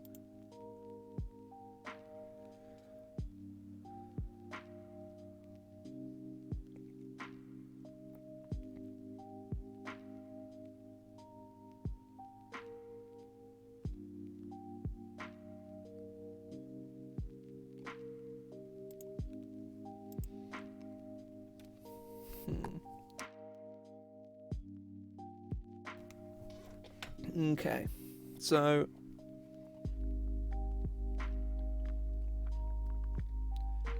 seven. I think sort of to add to that, I feel like actually no, I think I'll say that for another time. But I think we'll probably be finishing quite soon. But we've made a shitload of progress today. Like this has come really far. I think my only sort of real concern right now is, we've also marked off 9th level as well, is filling out these levels here, because I don't actually know what I want to do with them. I kind of want to reserve 14th or 13th or something for a subclass feature, and maybe shuffle these two around. Actually, that is what we're going to do. We're going to do exactly that. Monastic tradition feature.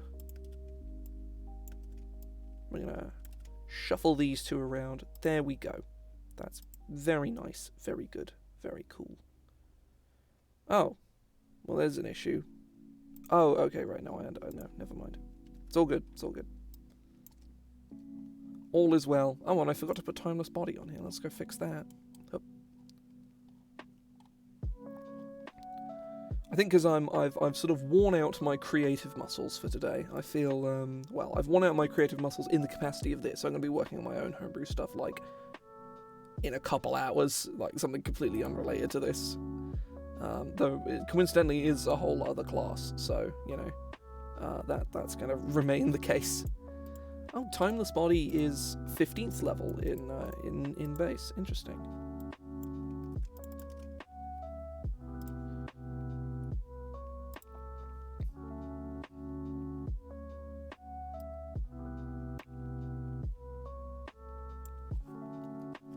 Your rigorous training and harmonious spirit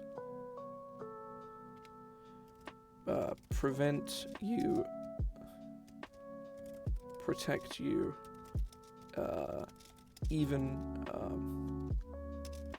you to never fall from your prime. You suffer none of the frailty of old age. You can't be aged magically. In addition, I don't like this.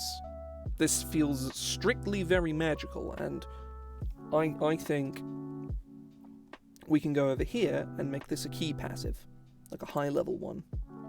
One of these bad boys. Make it a So this is strictly Buddhist inspired here. That much I know. This is talking about how, you know, like the Buddha was told to sit under a tree and not eat any food, and he, like, not only did he not find enlightenment by doing that, because he did it for like 2 years and ate like a single grain of rice a day or whatever, and said, this is fucking bogus, this is dumb and stupid, and he went and did something else. I don't remember what. This is a story I learned a long time ago. But he went and did something else, and that was what gave him his, you know, his enlightenment.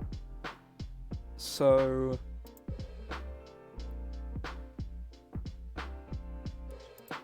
I think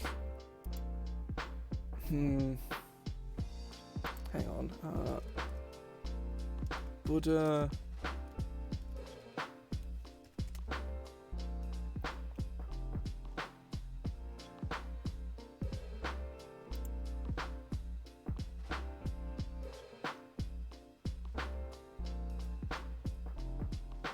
Hang on, I need to look up like Buddha himself, like the guy. Siddhartha Gautama, that's it.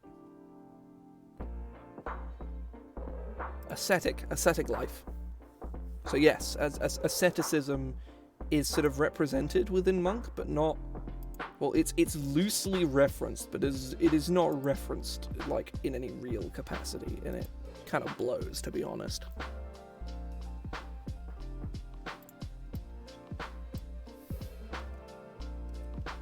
Ascetic way. So we can sort of represent it more clearly and more directly here, and sort of honor it more effectively. You no longer. You may subsist off of.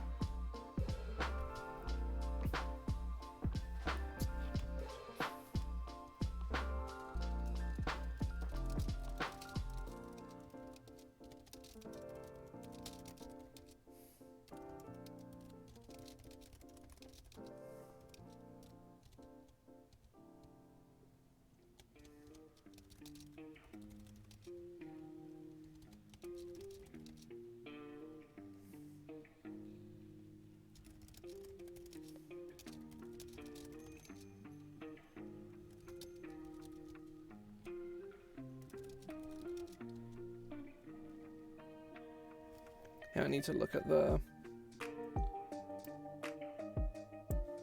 I need to look at like the elf, like how do elves word their reduced time resting.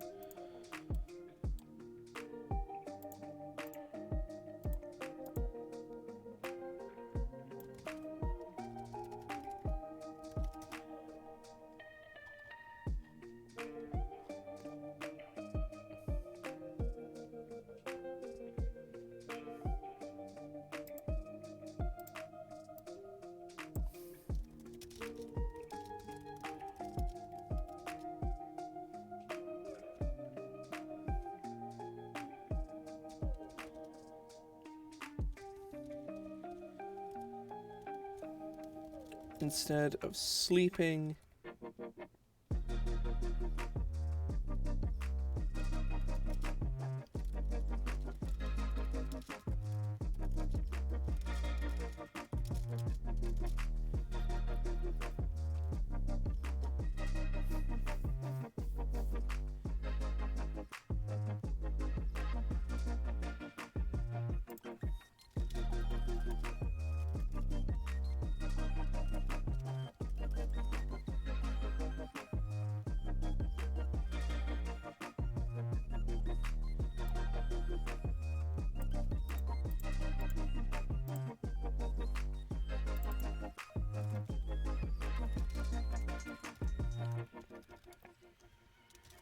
would from 8 hours of sleep.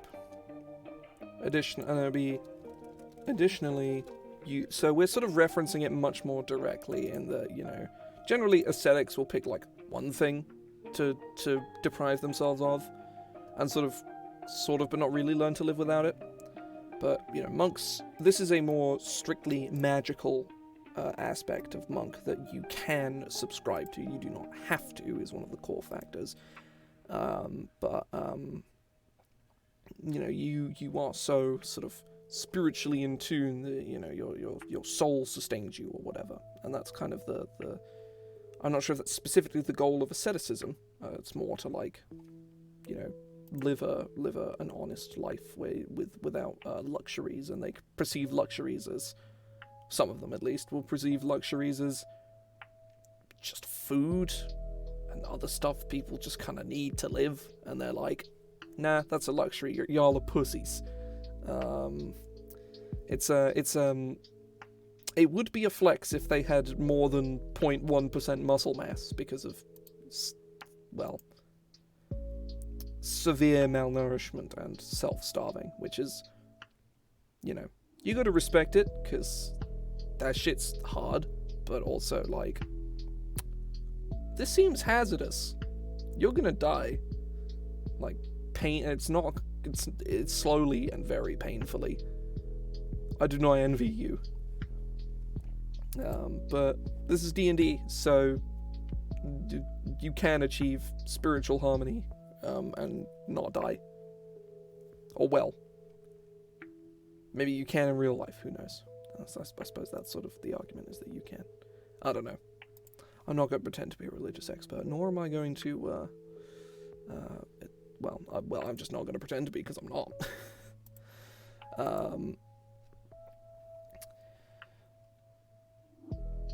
But I think the last little thing we're going to do, because I'm going to go for a little bit longer. We're not going to touch this anymore, but I'm very happy with how this has come out. This is really, really cool. We've made a shitload of progress in like a couple hours, which is great. We got over half of the key powers. We got a reasonable number of the key passives. We need 3 more 5th level ones. 1 more 9th level 1, 1 more 13th level 1, and then all of the 17th level ones. And we only need to fill out 2 levels for base monk now, so that's also really cool. Actually, wait, no, that's not true. That's not true. I was wrong. I was wrong. It's 3. Yeah, it's 3. It's 11th, 13th, and 17th, which is a little disappointing, but that's fine. But yeah, when I next touch on this, which may be this weekend, I'm not sure. It may also be next Monday. It really depends. This Friday, I'm going to do some Magic streaming. This Saturday evening, I'm probably going to stream some Pokemon, and Sunday afternoon, I'm going to do the same, and then Sunday evening, I may do more of this. I don't know. I may do some Magic stuff, though. It really depends. But I think the last thing we're very briefly going to look at is I'm going to make a list of all the subclasses I'm going to cut, and all the subclasses I'm going to keep, and all the subclasses I'm going to add. So,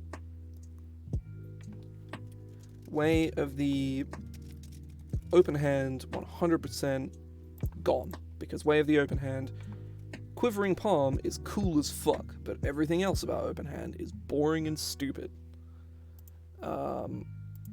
So let's look at all of the monk subclasses. Let me just get like a concise list up real quick.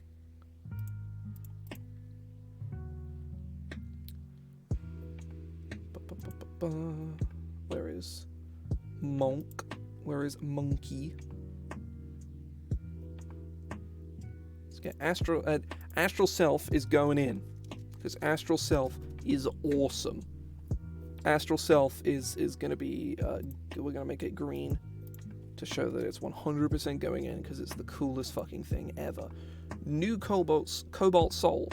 It's going to get a rename because it's very specifically, like, Exandria themed. We'll call it something else, but, like, Cobalt Soul, definitely going in. Cobalt Soul is... It's Cobalt? Yeah. No, Cobalt. Cobalt.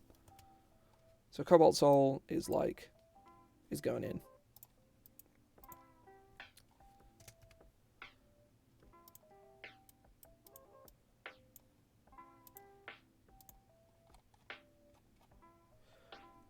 Drunken Master. Drunken Master is also really cool, so it's gonna go in. Not Dunkin' Master, not Dunkin' Donuts Master. 4 Elements. 4 Elements is bad. Like, it just doesn't work. It sucks. I would strongly recommend people go take a look at Mark Humes' Way of the Elements. It's really good, and to my knowledge, it's also pay what you want on the guild. Let me go double check that, because I may be wrong, but I'm pretty sure. Like, generally speaking, popular like brews from DMs are pretty hit and miss.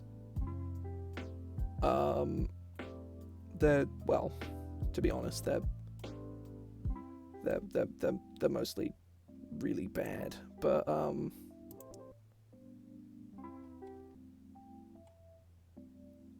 it is pay what you want. But most like DMs, like Mercer gets a lot of bad rep for his homebrew because it's a bit hit or miss, and I can agree. He has some fucking incredible stuff, but a lot of the more popular stuff is not as good. Bloodhunter is an interesting idea, but I am not a fan of the execution of it. But here is Way of the Elements. It's really good. I would very strongly recommend you go give it a look, because it's great. It's really, really great.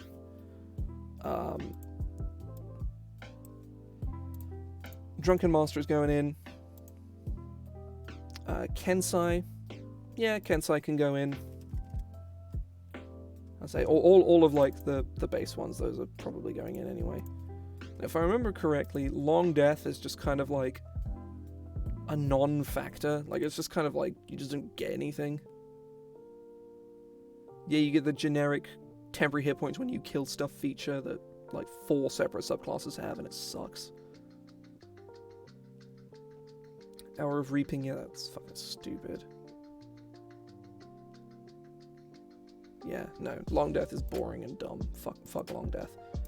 Mercy, I remember correctly, being really busted.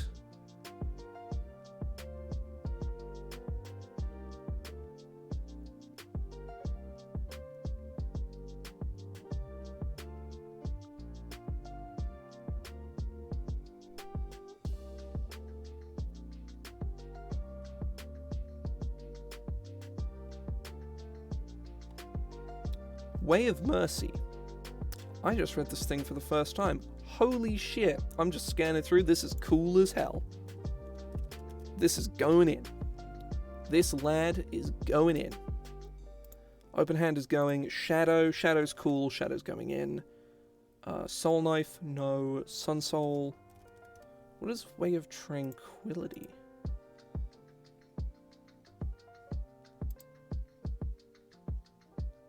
Oh, Mercy turned into Tranquility. Okay.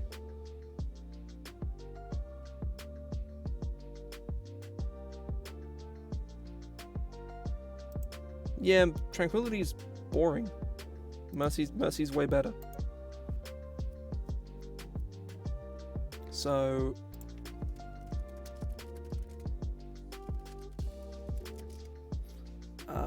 and additional ones we are adding in include...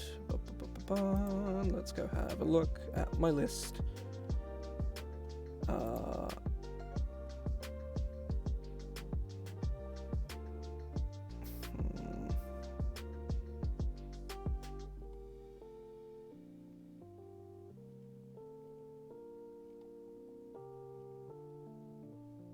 No, I think we'll stick with this list for now. We shall probably stick with this list, though I may try and make some kind of strength monk. I'll just put a list of like ideas down here that I like. So, strength monk, grappling, other things. No, I do actually have a couple class ideas. I have a Way of the Coiled Serpent is something on my homebrew list that I've been working on for a while.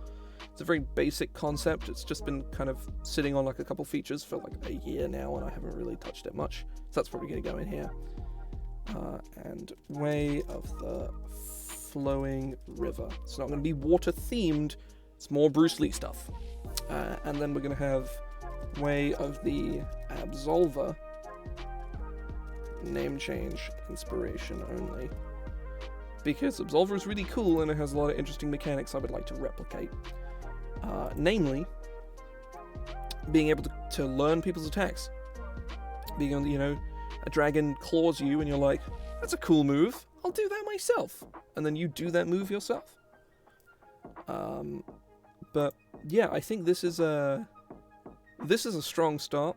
I like this a lot. We've made a lot of progress today. I think this is really, really cool. I am going to sign off now because, well, I have some other bits and pieces I need to do this evening. And, well, also I have some other things I need to do this evening, and I said I was going to stream for 2 hours, and it's been just over 2 hours, so I'm going to get going now. So yeah, thanks for stopping by. I will see folks again in a couple days on Friday. Yes, it's all good, all good. Oh, and Angela's Deific Dictionary comes out November 1st. I've been tweeting about it. I'm going to continue tweeting about it all the time. I'm also going to go message that reviewer because that's really exciting. But yeah, thanks for sticking around, folks. See ya.